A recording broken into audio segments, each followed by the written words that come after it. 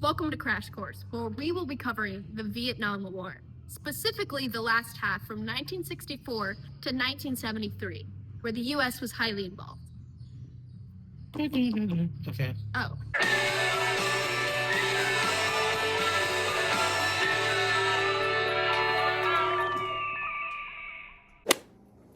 America's involvement in the war strayed from their fear of communism.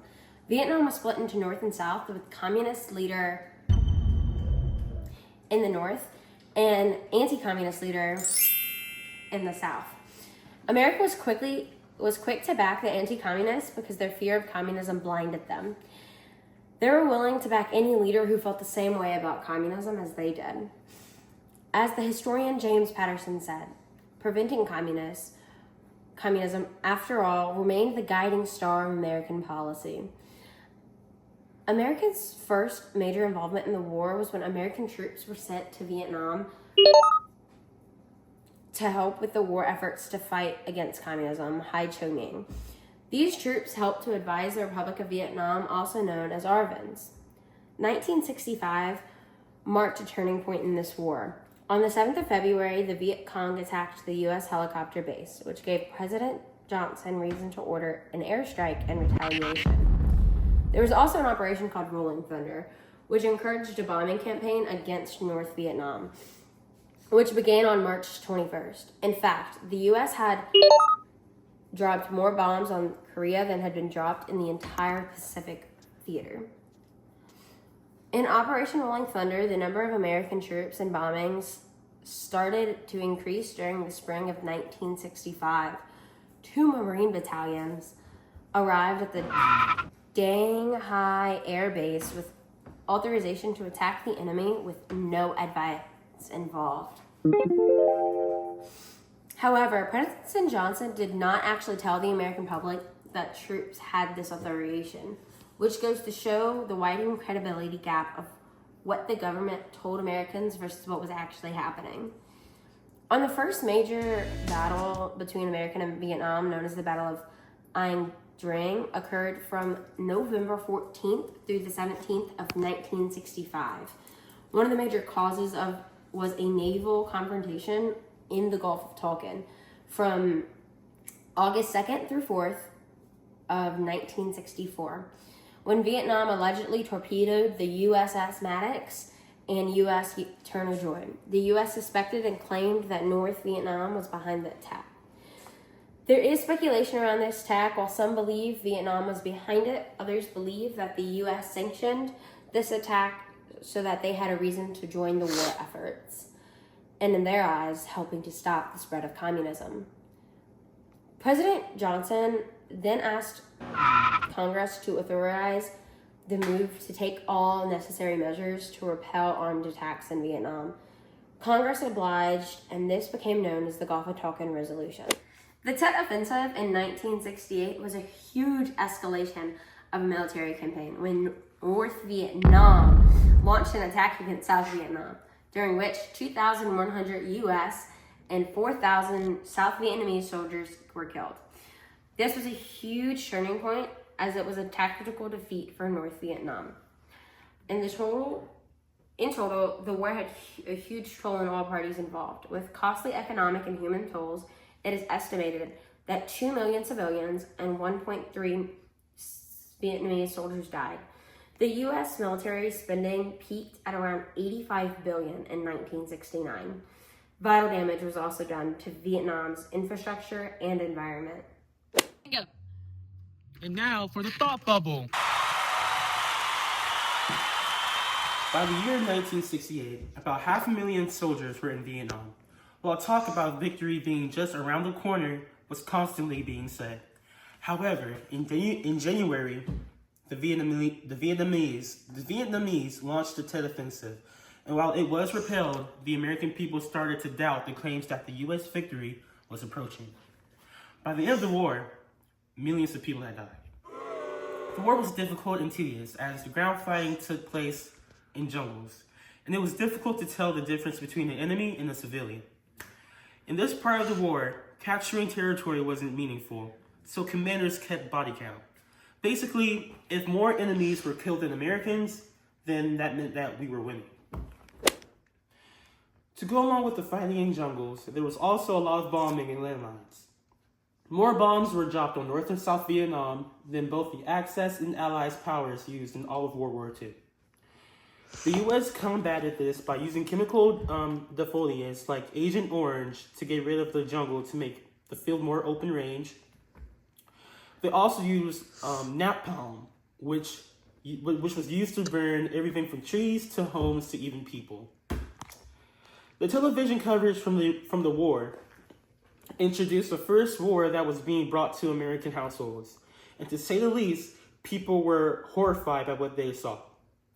Young soldiers were dying and killing each other in front of their eyes, which altered their views of American involvement in the war. Protests against the war in Vietnam began to start across the country. These protests were abrupt, taking place from 1968 to 1970. Americans were not in support of the war, and seeing the terrors of the war on television is different from hearing it on the radio, which struck a chord in the American. And now time for our mystery document, a portion of Agreement on Ending the War and Restoring Peace in Vietnam. The parties participating in the Paris Conference on Vietnam, with a view to ending the war and restoring peace in Vietnam on the basis of respect for the Vietnamese people's fundamental national rights and the South Vietnamese people's right to self-determination, and to contributing to the consolidation of peace in Asia around the world, have agreed on following the provisions and undertake to respect and implement them. Chapter 1. The Vietnamese People to Fundamental National Rights. Article 1. The United States and all other countries respect the independence, sovereignty, unity, and territorial integrity of Vietnam as recognized by the 1954 Geneva Agreements on Vietnam. Chapter 2. Cessation of hostilities, withdrawal of troops. Article 2. A ceasefire shall be observed throughout the South Vietnam as of 2400 hours GMT on January 27, 1973. At the same hour, the United States will stop all its military activities against the territory of the Democratic Republic of Vietnam by ground, air, and naval forces, wherever they may be based, and the mining of the territorial waters, ports, harbors, and waterways of the Democratic Republic of Vietnam. The United States will remove, permanently deactivate, or destroy all the mines in the territorial waters, ports, harbors, and waterways of North Vietnam as soon as this agreement goes into effect. The complete cessation of hostilities mentioned in this article shall be durable and without limit of time. This document was very important as it addressed everyone participating in the Paris Peace Accords Conference. Officially ending the U.S. direct military involvement, this marked the withdrawal of American troops from the country and called for a ceasefire. However, America was the only one to honor this. This was very influential to the American people, as on United States soil, there were protests asking for a ceasefire for the years prior. The United States was not supposed to be in this war, but through small actions added up, the country became part of the war. This is called the quagmire theory. So, who wrote the Agreement on Ending the War and Restoring Peace in Vietnam? Any guesses? Well, it was Henry Kissinger on behalf of the United States and Le Duc Tho on behalf of the Democratic Republic of Vietnam. President Nixon then came up with a plan to leave the Vietnam in a secret plan called Vietnamization, which was to gradually withdraw American troops and leave the fight to the Vietnamese. However, another part of the plan was to escalate the war with even more bombing and troops invading Cambodia. This was to cut off the supply line that connected the North to the South. This horrible plan by Nixon ended up not working and actually causing the Khmer Rouge, which came into power in Cambodia after the invasion. The Khmer Rouge was basically communism but on steroids. This rule forced all Cambodians into communes and killing 1/3 of the population. Historian Arthur Schlesinger, in his book The Bitter Heritage, states, "In retrospect, Vietnam is a triumph of the politics of advertence. We have achieved our present entanglement not after due and deliberate consideration, but through a series of small decisions. Each step in the deepening of American commitment was reasonably regarded at the time, and the last that would be necessary.